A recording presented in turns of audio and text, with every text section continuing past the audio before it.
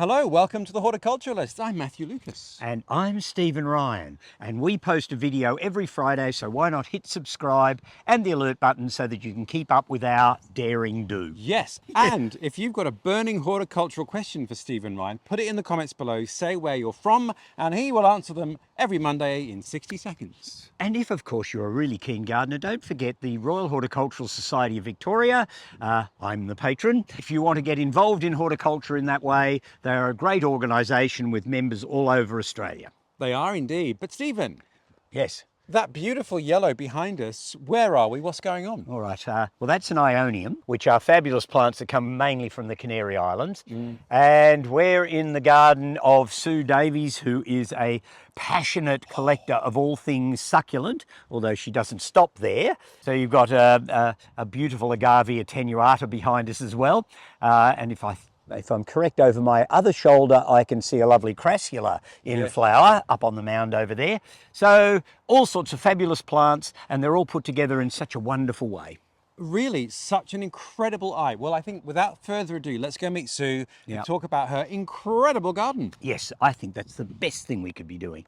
Well, Matthew, I'd like to introduce you to my friend Sue. Hello, Sue. Known to all and sundry as Sue Aloe. And secret confession, Sue, I bought some things from you at a recent talk that Stephen and I did. Yes. So Sue's out and about encouraging people to grow succulents and selling them at markets and things, and has the most fabulous garden, and that's why we're here. And Sue, firstly, this is like a private botanic garden. I'm in awe. Everything's labelled. Yes, which makes it much easier for mugs who don't know much about this sort of group of plants, I have to say. So I'm curious. I mean, looking at this now, it seems so mature and beautiful and considered. What was here when you arrived? Absolutely nothing. It used to be just for sheep. It was 3 acres of flat land. Flat? Yes. Wow, okay. I'm looking at all of this hard landscaping and lots of levels. How did you do that? Okay, we first planted 4 rows of natives around the edge. Oh, yeah? Okay, we started with that. We then went interstate for 2.5 years, came back, built the shed. Then we got an earth mover. We saw him at a block one day, asked what he was going to do with the dirt. He then brought the dirt around, and it turns out he knows how to design garden beds. So What? he designed these front garden beds. And then when we were building the house was excavated, and we got him round, and he then built all the back beds as well. So you didn't draw anything? Nothing. You trusted this guy? I did. With an It was up to excavator. him. I never trust guys with excavators, I have to say, but there you go. You need to be more trusting. Yeah, I Steve. probably do. So some of these beds are raised substantial Yes. level, so they're quite high, but it was just with the, I guess, spoil, the leftovers. It was leftovers of clay, so the properties all around here are all made of clay. The majority of these beds here are clay. A couple of them are loam I had for natives, because at the time when we did come here, it was raining a lot, it was wet, you were walking around with gumboots. You don't do that today, but we were then. We'll get to that, but I guess given your choice of plants though, clay is not the ideal soil, Sue. So how did you navigate that? It's not. I had to choose a lot of things differently, especially natives that do require well-drained soil. So I found that I was getting grafted natives. So it's just trial and error. Yeah. And I guess the slopes of the beds would help mitigate it to an extent. It does, yeah. So it takes the majority away. But over the years, I've lost some cactus because that water in the clay was still there. Yeah. Yes. Yeah. All right, well, that leads to the question then, did you start with a passion for succulents, Yes. you know, or was it something that grew out of necessity? Yeah, I'd say more grew out of necessity. We've been in house blocks and I had some succulents that I'd been given from a mother-in-law. So that started the succulent side of things. And then when we moved interstate, we were in Alice Springs. So I was seeing things that had a totally different weather situation. And because we'd bought the 3 acres here, I knew that we wouldn't have the money to pay for the water. So I'd have to try and be drought tolerant as much as possible with all my plants. So that's what really got me started on the succulent side of things. Right, so, and same the cactus. Most people go, oh yeah, well, I've decided on this group of plants because I can grow them in my particular environment. But could I say you've become slightly obsessive? Just a bit, just a bit. Stephen Ryan. Well, Is this the pot calling the this is definitely the kettle? pot calling the kettle black, I have to say. But you know, not everybody who gets involved in a group of plants like this is going to end up with the vast collection you've got. I mean, you must have hundreds of aloes. You've got probably not far off that number of agaves in the garden. And then there's all sorts of different cactuses and succulents of other sorts. I mean, it's a huge collection. If you've got any sense of how many different species of plants you've got in this garden? Hundreds of aloes. I know I've got hundreds of aloes. And that's just one genus. That's right, Yeah. yeah. That's probably the most in one genus that I've got. The rest, you know, could be 100 or less than 100, but yeah. But some quite of them a are lot. smaller genuses anyway, so Yes. you've quite possibly got most of them. Now, we touched on this. You were talking about the fact when you first bought this property, there were very regular winter rains. Rainfalls, yes. So how long have you been here? 24 years. And so what has changed in that period for you in relation to the garden and the So water? a lot less rain. And when we are getting the rain, it's in big lots. So I'm watering like I was watering last week in winter. You don't normally have to water in winter at this place. In summer, it's the total opposite. You're getting cracks in the ground and you're watering a lot more. And I've had to change a few of my garden beds to make sure that I've got plants that need the same amount of water in that garden bed. Yeah. So that I can then not water a whole garden bed or water a whole garden bed instead of a bit here and a bit there. So even though you're growing cacti and succulents, most people would then go, oh, well, of course, this is basically a garden that No you'd never water. water. But that's not the case. That is not the case. I had problems with my cactus quite a few years back, and when I went to a friend of mine who specialises in cactus, she said, you're not watering them enough. Yeah, which is And I thought, well, counterintuitive. again, you just think, no, they're cactus, they'll survive. She said, you try watering them a bit more, and she said, you'll see the difference. And she was right. I now see more growth, they look healthy, they flower. And what about temperatures? Because you were talking about winter minimums particularly. So how Yes, does that change? so that has changed a lot now too. I've had to move plants that were out in the open. They don't like the frost. The likes of that aloe over there gets bitten by the frost. I've had an aloe in a garden bed out the front of the house that gets bitten by the frost. I've had to move that underneath trees.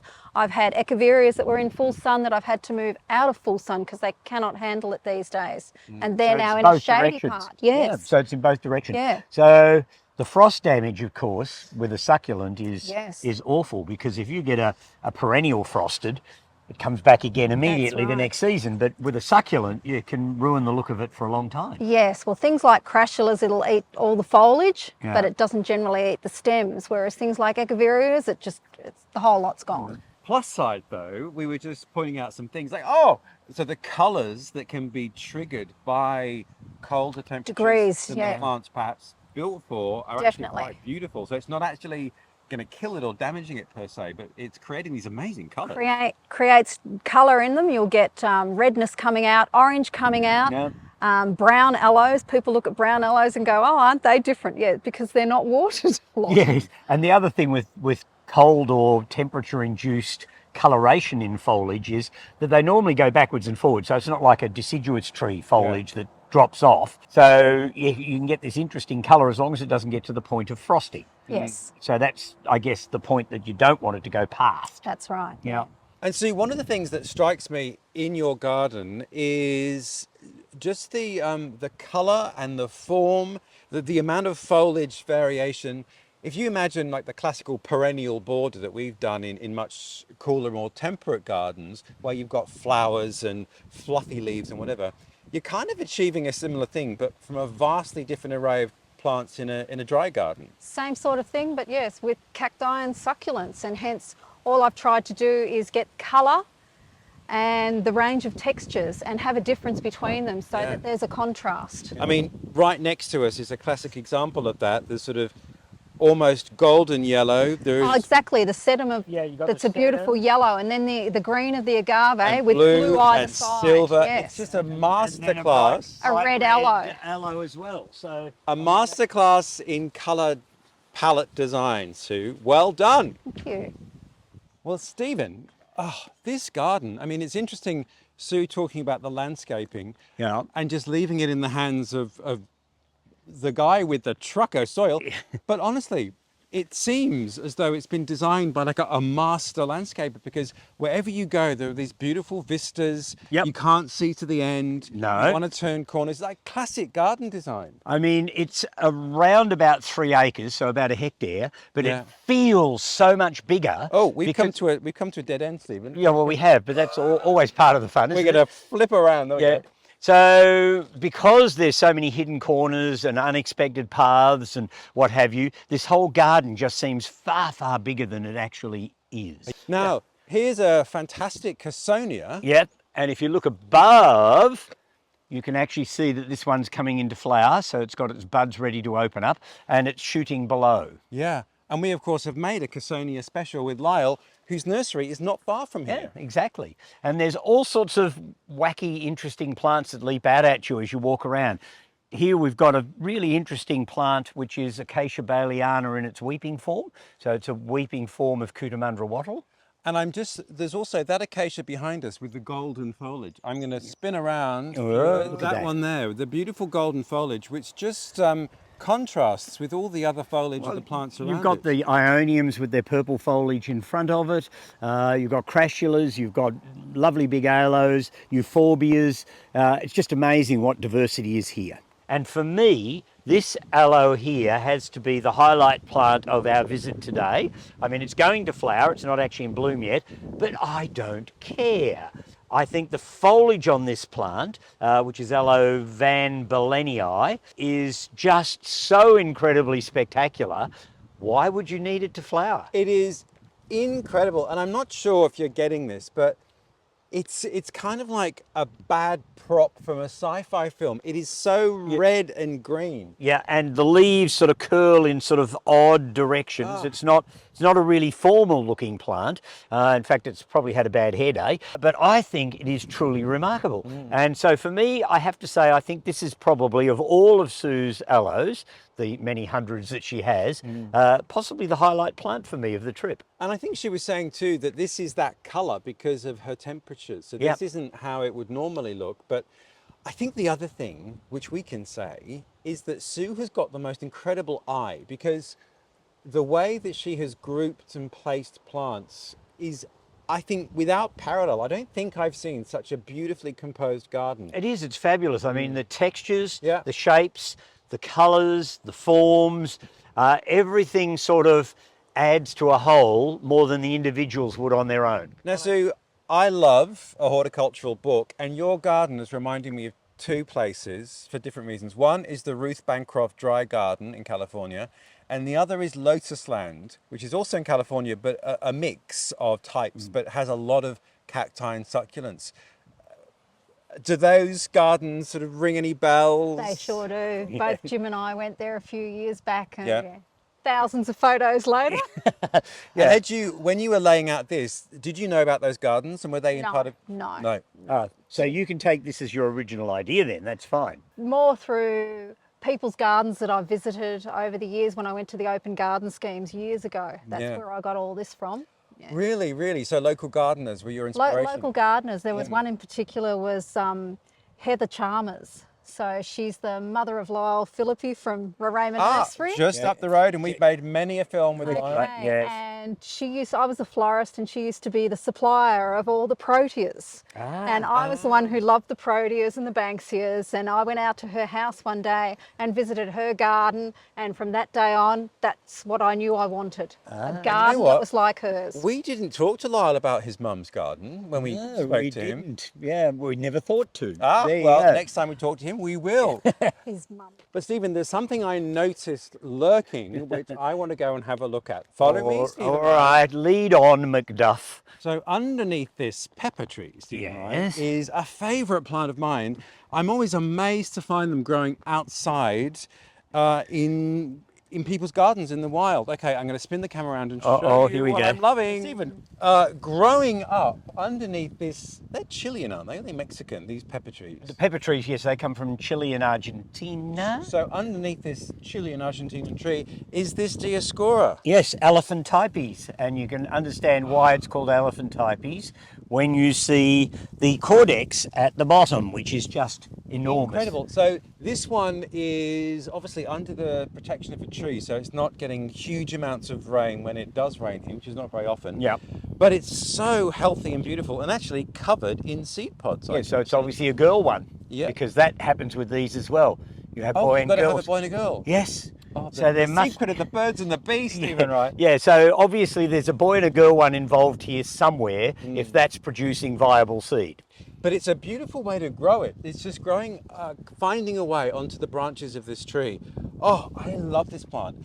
If only, and maybe I can find somewhere to plant it, because Sue's point was the cordexes just do so much better when they're planted in the ground. Yes. Well, I've got one at home that's not this species from Natal province in South Africa. That's right. And it's perfectly happy out in the ground. But it doesn't get that wonderful sort of pine coney looking cordex. It just has a big sort of flattened cordex. And we've seen them before. We saw one planted in a bit more of exposed condition in the System Garden in Melbourne. Yes, at Melbourne University. And at Lyle's Nursery, not far away, he's got some fantastic huge examples. Big old ones. I grew some from seed, and they're only just beginning to get the sort of the crackle around the cordex. So mine are about 4 years old, but very easy to germinate from seed, actually, if anyone's interested. Yes, well, and I would be more interested if I could grow them well at Macedon, but anyhow. Too chilly, Stephen. Yes, it is a bit.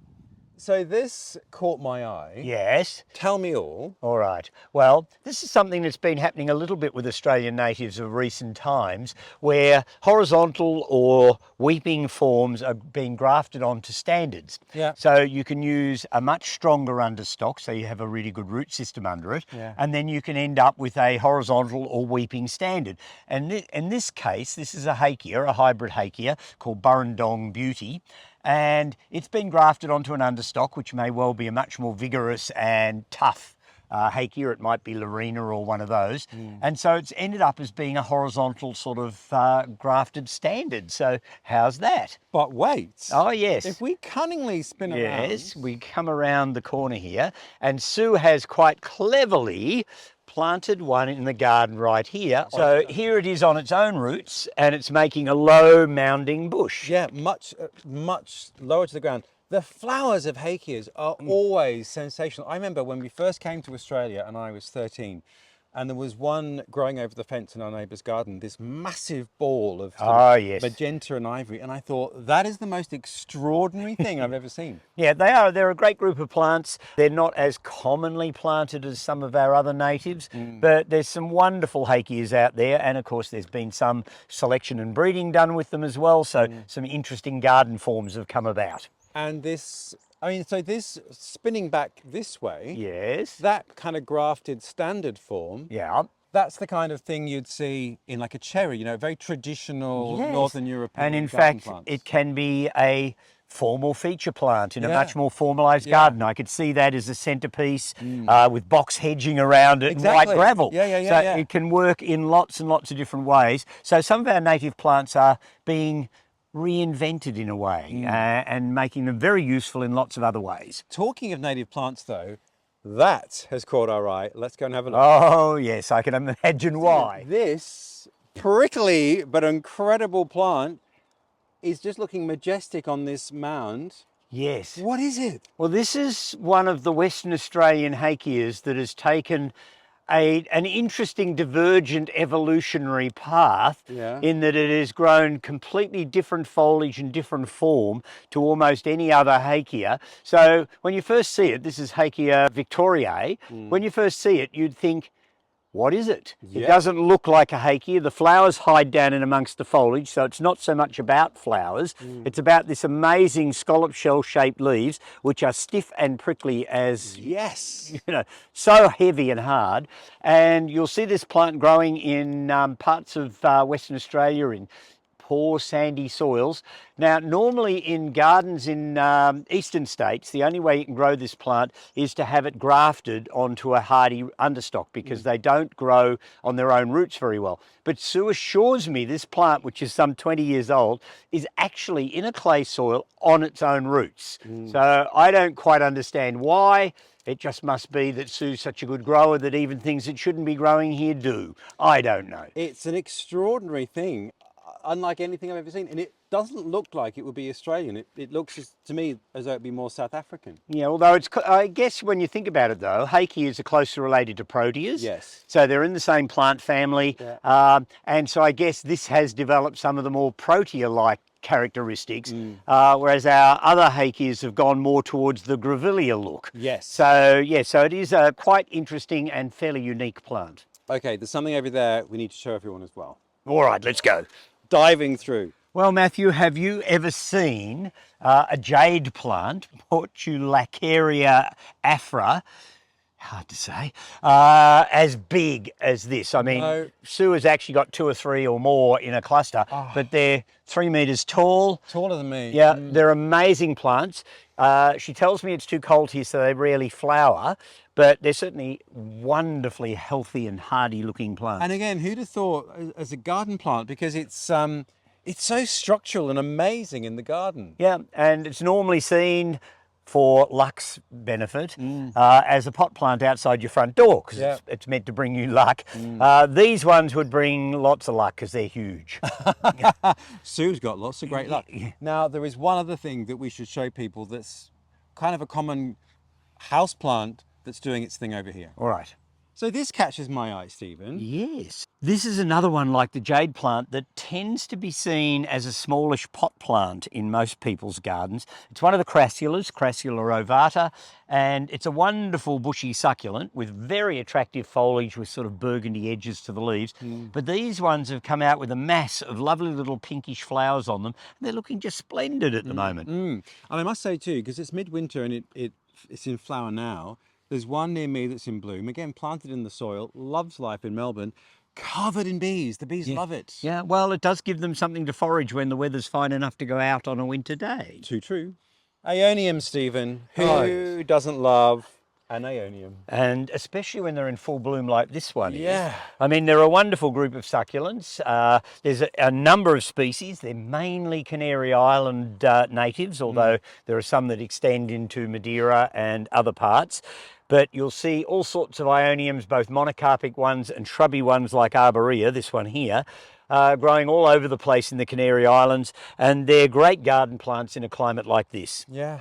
And I mean, these have been hybridized as well for foliage and form, and the very black ones, the variegated ones, they're very popular at the moment. Oh, yeah.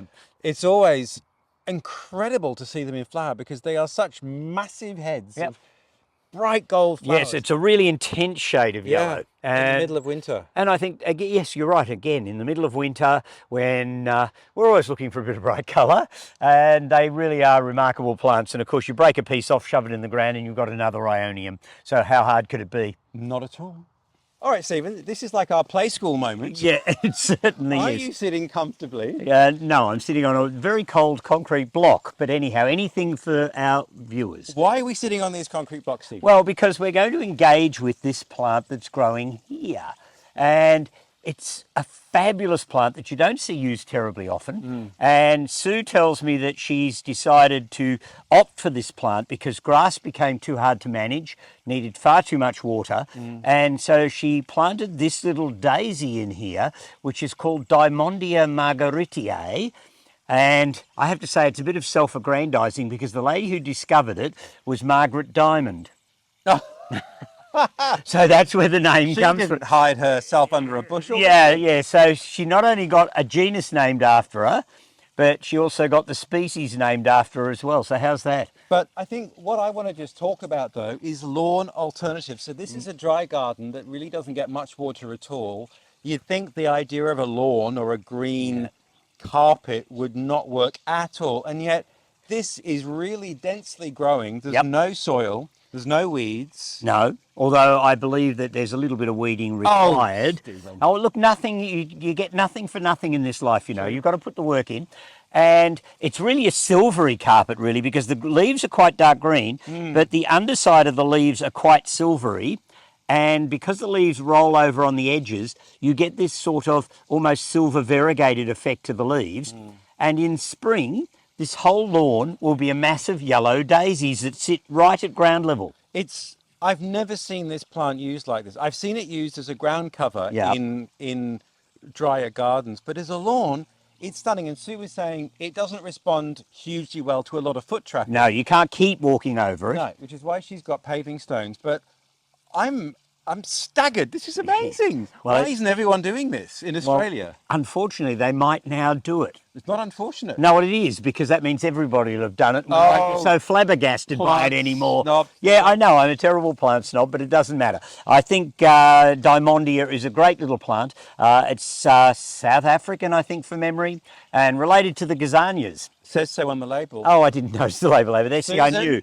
Yeah. Sue has a label on everything. So Stephen, how hard would it be to create this, do you think? All right, well, Sue tells me it's taken about 40 small plants in tubes to put in the area, and it's taken about 4 years to get to this level where it's a nice dense mat. So a little bit of patience might be required, or an extra bit of money and plant them even closer together to get the effect more quickly. Yeah. But once it mats up, it makes a fabulous thing, and because it creeps, if you do wear a bit out by overusage, it will grow back into it again if you stop walking all over it. And easy to propagate. So if you only had one and you had the patience, you could propagate your own one. You can break up a clump that might be in, say, a 4-inch pot or a 15 centimetre pot, and you could break it up into probably 10 or a dozen individual crowns, and you could very quickly build up stock.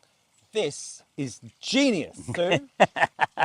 Stephen, we've stumbled upon an avenue of your favourite, very niche group of trees. Yes, my Araucarias, which I'm very, very fond of. Talking of obsessions. Yes, well, Sue's obviously a collector of almost anything that will grow in the garden here. So we've got a hoop pine right behind us, so Araucaria cunninghamii. Named after Mr. Cunningham. Yeah, obviously, one would have thought. And then there's a bunya further back, and then there's the Norfolk Island pines, or Araucaria heterophyllas, or excelsis, depending on how old you are, even further back.